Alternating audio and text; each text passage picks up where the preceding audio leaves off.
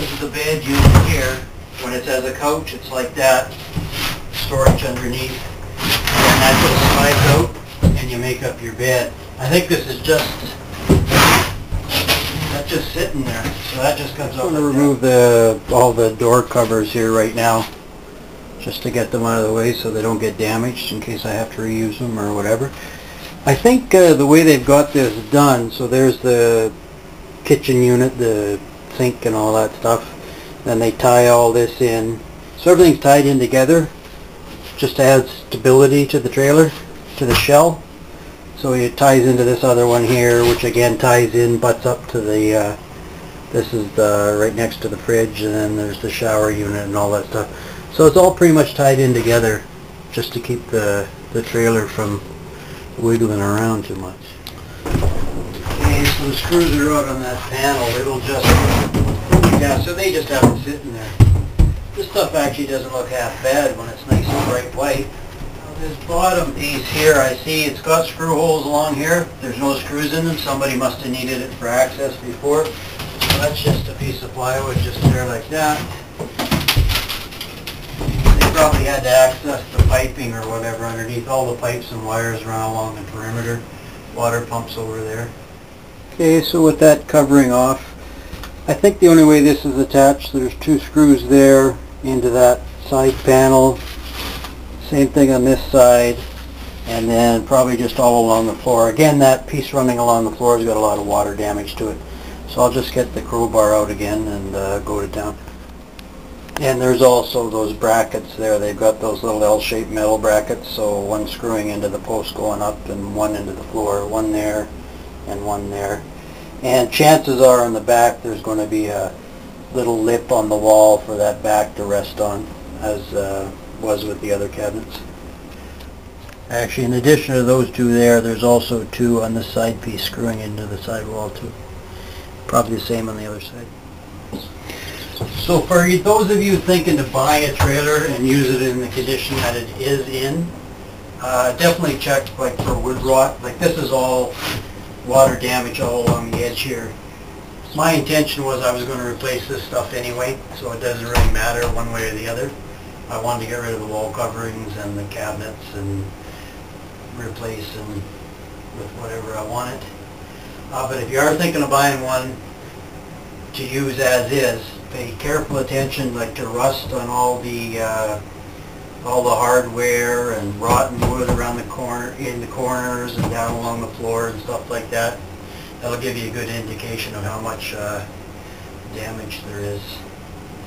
Now this here, I've taken out all the screws. I haven't done the one down here. I'm not too concerned. I'm just going to rip that out. And again, I'm going to keep this. I've got it for the pattern.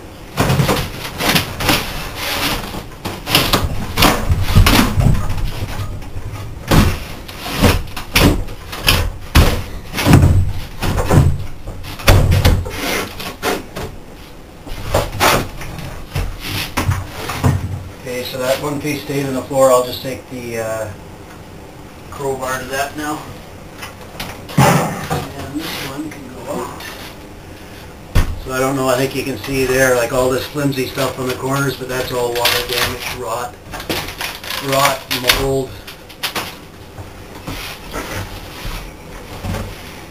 This upper wood is good.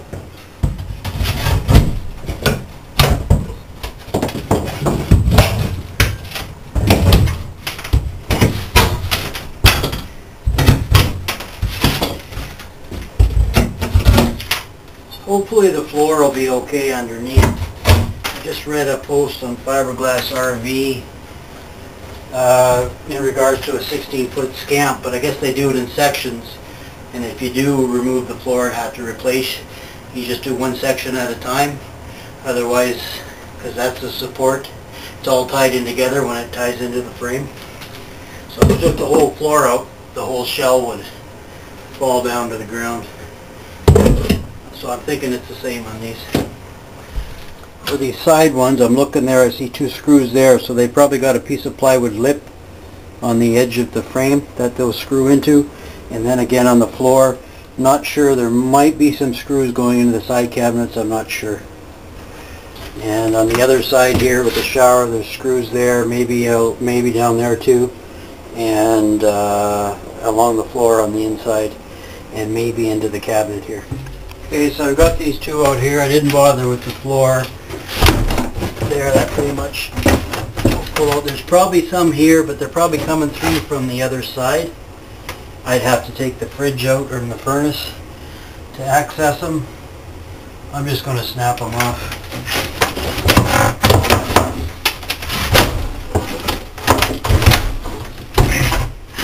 Yeah, they've got 3 screws coming through here from the inside. That's still okay. But this stuff here, like you can see, all here, this is just flimsy stuff, but water damage.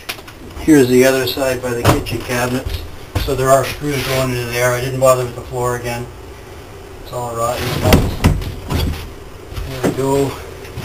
And again on here, this one isn't as bad as the other side, but that's all old wood, moldy. So I ripped off the rest of the wall coverings. Get a better feel for it. Just make a note, like all the wiring bundles and the water all runs along the perimeter.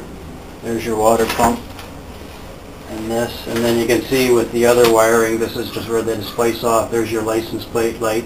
They just ran wires up the walls and then glued the insulate over top of it. And then, of course, these are pretty heavy wires here right now. Since I've got LEDs in there, I'm going to replace all that, I think, with 14 gauge. It'll be a little lighter and a little smaller. Now this is just in behind. I've got access. This is my furnace here.